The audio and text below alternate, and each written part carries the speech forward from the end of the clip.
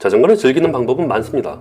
주말에 가벼운 운동용으로 사용할 수도 있고 시민의 발로서 적당한 거리의 출퇴근은 대중교통보다 통근 시간을 더 줄여주기도 합니다. 운동할 시간이 없는 현대인들에게 자전거 출퇴근과 다이어트의 조합은 정말 최고의 케미를 자랑하기도 합니다. 이런저런 여러가지 자전거를 즐기는 방법 중에서도 그 끝판왕은 누가 뭐래도 자전거 여행이라 할 수 있겠습니다. 자전거 여행은 이미 오랫동안 증명된 최고의 힐링 수단입니다. 평소에 다니던 길을 떠나서 새로운 영역을 확장할 수 있는 작은 모험도 가능하고 세계 대부분의 장소를 자전거로 다닐 수 있는 대모험도 가능하죠. 자전거 여행이 이런 기회를 제공하는 게 가능한 이유에는 100% 자신의 동력을 이용하여 내가 원하는 목적지를 적당한 시간으로 도달할 수 있게 하기 때문입니다. 제 채널을 구독하시는 구독자분들의 통계를 보면은 만 35세에서 54세 연령층이 절반 이상입니다. 게다가 성별의 비율을 보자면 정말 압도적으로 남성분들이 많습니다. 구독자분들은 이미 자전거를 즐기시고 계신 분들이고 자전거가 이래저래 좋다는 말들은 더 이상 입만 아프겠죠? 이번 영상에서는 그 좋은 자전거 즐기기를 남성분들 혼자 즐기지 마시고 자녀와 함께 즐길 수 있는 방법과 가능하면 빨리 여행을 떠나야 하는 이유에 대해 알아보겠습니다.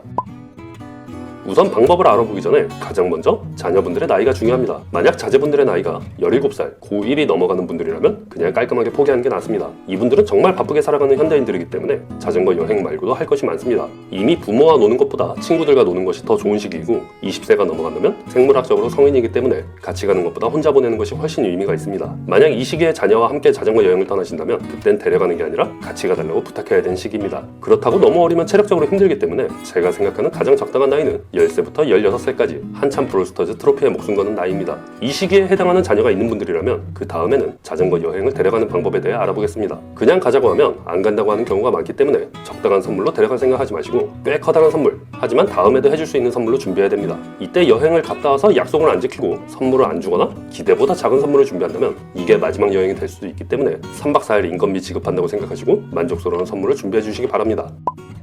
여행 코스로는 우리나라에서 국토 종주보다 제주도 일주가 더 좋습니다. 넉넉하게 250km 정도만 달리면 끝나는 코스이고 부모님도 먹고 놀고 즐길 게 많죠. 배우자분도 같이 가셔서 자동차로 중립지원 차량을 운영하실 수도 있습니다. 제주도는 해안도로마다 해수욕장이 있죠. 여행을 다니면서 숙박보다는 텐트 치고 수경하는 게 더 좋고 밥도 직접 코펠로 지어 먹는 게 재밌기 때문에 제주도는 자전거 여행으로 따지면 세계 어디에 내놔도 꿀리지 않는 좋은 코스입니다. 그 시기에 자녀들은 체력 단련이 안 돼 있는 경우가 많고 체력이 좋다 하더라도 며칠 동안 자전거 여행을 다니는 것이 아이들에게 많이 힘들 수 있습니다. 아이가 체력적으로 너무 힘들어하면 앞으로도 자전거 타는 것을 싫어할 수가 있기 때문에 미리미리 장거리 라이딩으로 체력을 다져놔야 뒤탈이 없습니다. 아이들의 방학이 있는 여름에 여행을 떠나려면 봄부터는 미리 아이들 자전거를 준비해서 체력 단련을 시켜 넣으셔야 합니다. 기간은 아이들이 지루하지 않는 3박 4일 이내로 다녀오는 게 가장 좋고 사진, 영상 무조건 많이 찍어놓고 가능하면 일기장도 쓰게 하시기 바랍니다. 여행 일지를 쓰게 하면 그 효과는 정말 상상도 못할 정도로 어마어마합니다. 해가 지고 나서 라이딩이 종료된 이후에는 아이들이 뭘 해도 안 건드리는 게 좋습니다.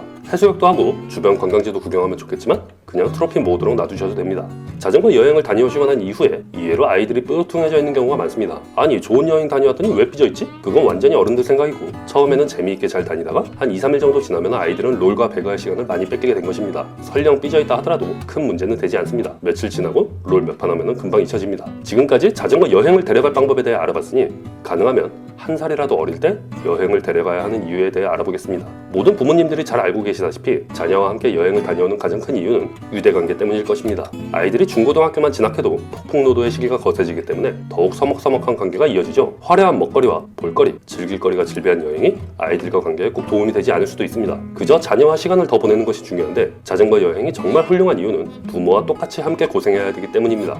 부모와 함께 바람을 뚫고 달려야 하며 뜨거운 햇빛 아래 땀을 흘리고 모래사장에서 갓 지은 밥을 나눠 먹어야죠. 물론 함께 고생한다고 다 좋은 기억이 되진 않을 것입니다. 하지만 나이가 어릴수록 짜증과 투정을 받아주기가 용이하고 그 당시에는 힘든 기억이 나중에는 훌륭한 추억으로 남을 수 있습니다. 여행 일지를 쓰는 게 나중에 정말 큰 효과를 불러오는 게 몇 줄짜리 짤막한 토막글에 아이들의 여행에 대해 느끼는 인상과 부모에 대한 생각도 알아볼 수 있는 기회를 제공해줍니다.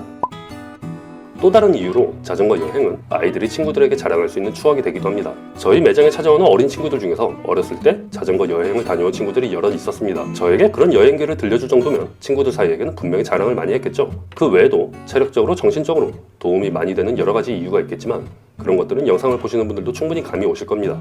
사실 부모님들도 자전거 여행을 다녀오신 분들이 그렇게 많지는 않습니다. 자전거 여행이 낭만만 있는 것은 아니고 장비부터 숙식, 체력, 시간까지 분명히 손이 많이 가는 여행인 건 맞습니다. 그럼에도 자전거 여행이 훌륭한 이유는 우리가 스스로 즐길 거리를 만들어내는 만큼 솔직하게 재미를 주기 때문입니다. 이제 혼자 자전거 타지 마시고 자녀분들과 함께 자전거를 즐기시면 더 멋진 아빠가 되실 수 있습니다. 참고로 엄마는 괴롭히지 않는 게 좋습니다. 자, 여기까지입니다. 오늘도 멋진 아빠가 되세요. 감사합니다.